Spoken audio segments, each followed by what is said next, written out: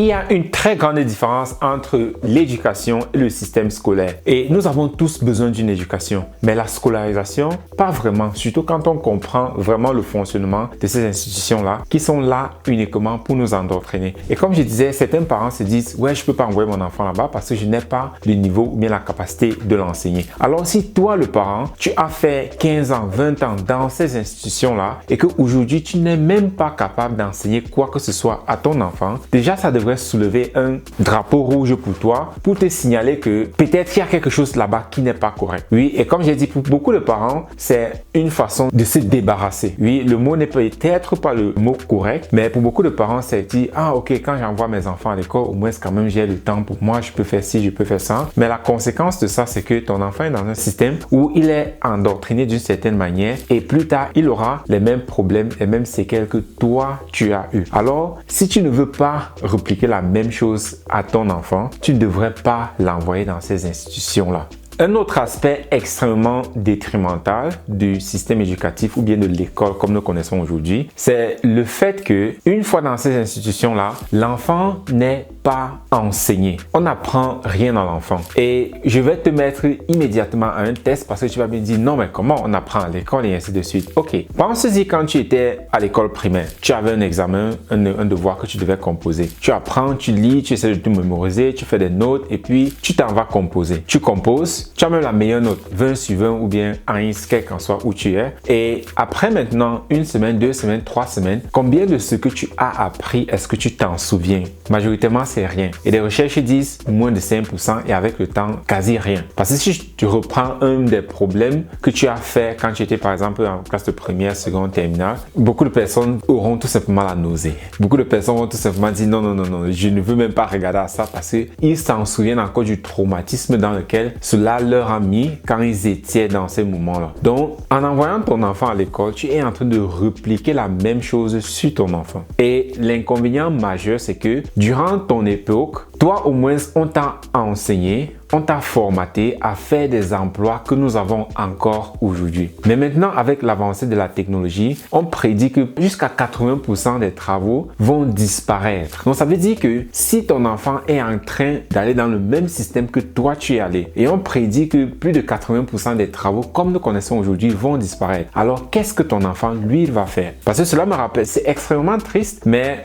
cela me rappelle une maman qui, son enfant a terminé une étude pour s'en rendre compte que la position dont l'enfant a appris, on n'en a plus besoin des personnes là-bas. Alors, si tu es en train d'envoyer ton enfant à l'école traditionnelle comme nous connaissons aujourd'hui, qu'est-ce que ton enfant est en train d'apprendre là-bas? Est-il en train d'apprendre les mêmes choses que toi tu as appris ou bien sont-ils vraiment en train d'innover, de leur apprendre comment la technologie va remplacer les travaux et comment est-ce que eux-mêmes ils peuvent penser de façon critique et de développer leur propre travail? La réponse est non. Et quelque chose aussi de très important, c'est que à côté de ce qu'on ne t'enseigne pas à l'école, la conséquence la plus majeure de l'école, c'est le conditionnement ou bien le carton que l'enfant est mis. Parce qu'on met l'enfant dans un carton et on lui fait penser d'une certaine manière. Et beaucoup de parents, vous allez remarquer que quand vos enfants commencent à aller à l'école, quand ils reviennent avec le temps, l'enfant devient plus calme et il devient plus comme un robot, un peu comme un soldat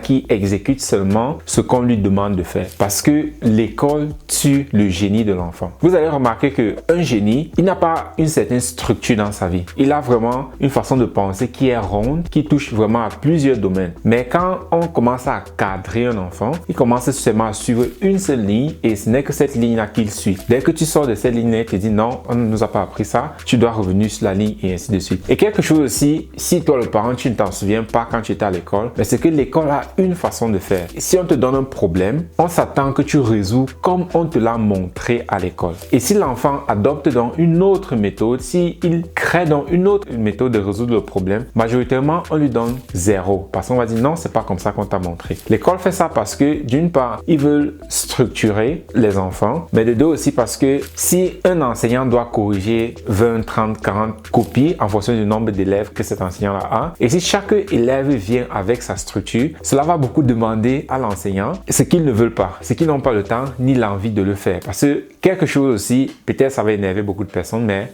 une des raisons principales pour pourquoi tu ne dois pas envoyer ton enfant à l'école, c'est parce que dans ces institutions, majoritairement, ce sont des personnes qui ont, entre parenthèses, raté leur vie, qui deviennent enseignants. Oui, ça va énerver beaucoup de personnes, mais combien de personnes autour de toi veulent devenir enseignants parce qu'ils adorent cela? La majorité, c'est parce qu'ils ne savent pas quoi faire de leur vie et bon, on leur propose l'enseignement et ils disent, ok, bon, comme il n'y a que ça. Donc, très peu de personnes sont enseignants parce qu'ils veulent vraiment être enseignants. La majorité, c'est juste parce qu'ils ont besoin d'un travail. Donc, si tu envoies ton enfant chez quelqu'un qui veut juste un travail pour que cette personne-là éduque et prenne soin de ton enfant, que penses-tu que ton enfant va recevoir comme éducation? Donc, voilà quelques points qui sont très importants. Le danger que ton enfant court quand tu l'envoies dans le système éducatif. De 1, toi-même le parent, tout ce que tu as appris, tu as la peine à t'en souvenir. Tu ne sais même plus ce que c'était. Et de 2, tu ne t'en sais même pas dans la vie. De 3, des enseignants qui sont là-bas, ce sont des personnes qui n'ont pas vraiment voulu être dans l'enseignement. Donc, ça veut dire que tu envoies tes enfants à des personnes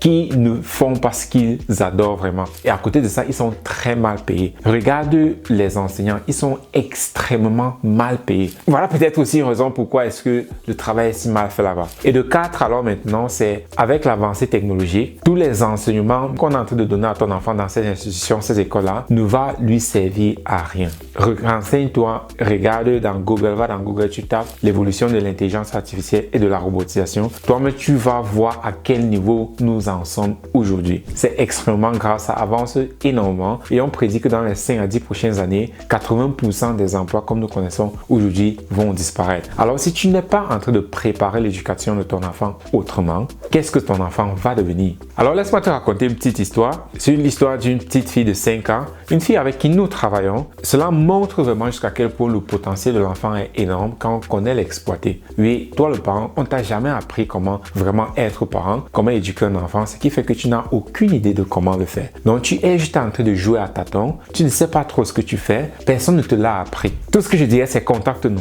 Oui, contacte-nous parce que comme j'ai dit, si je te raconte l'histoire de cette petite fille de 5 ans et nous travaillons avec elle depuis qu'elle a environ 1 an. Et aujourd'hui, elle vient d'avoir ses 6 ans. Mais avant qu'elle ait ses 6 ans, elle a écrit son premier livre. Donc, imagine-toi un enfant à 5 ans qui écrit déjà un livre. C'est extrêmement génial, mais ce n'est même pas le livre qu'elle a écrit qui est génial. Non seulement elle a écrit le livre, mais elle vend son livre. Elle a vendu plusieurs copies. Moi-même, j'ai acheté une copie parce que j'ai trouvé ça vraiment super génial et intéressant. Donc, c'est cette intelligence-là que nous voulons développer au niveau des enfants. L'enfant doit être en mesure de lire, d'écrire, de bien communiquer, mais aussi d'avoir un esprit créatif, d'être intelligent. Et c'est le cas de cet enfant-ci. Seulement à travers cette lecture, oui, elle a 5 ans et elle est déjà en mesure de lire. Tu lui donnes un bouquin, elle lit et puis elle peut t'expliquer ce qu'elle a lu dans ce bouquin. Donc, c'est là qu'elle lisait, dans ses lectures, c'est là qu'elle découvre que, le papier se fabrique. Et c'est là qu'elle dit, si je fabriquais mon propre papier, à quoi ça ressemblerait? Et après avoir fabriqué son propre papier, c'est là qu'elle dit,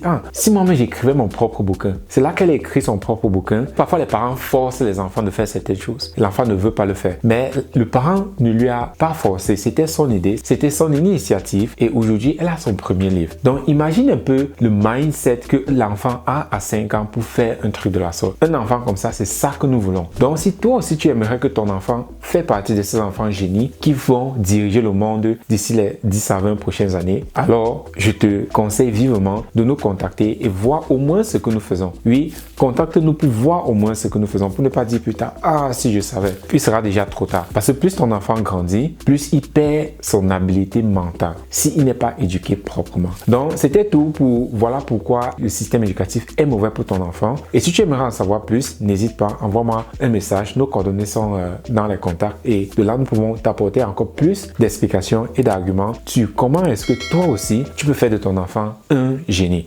Alors, à très bientôt. Bye bye.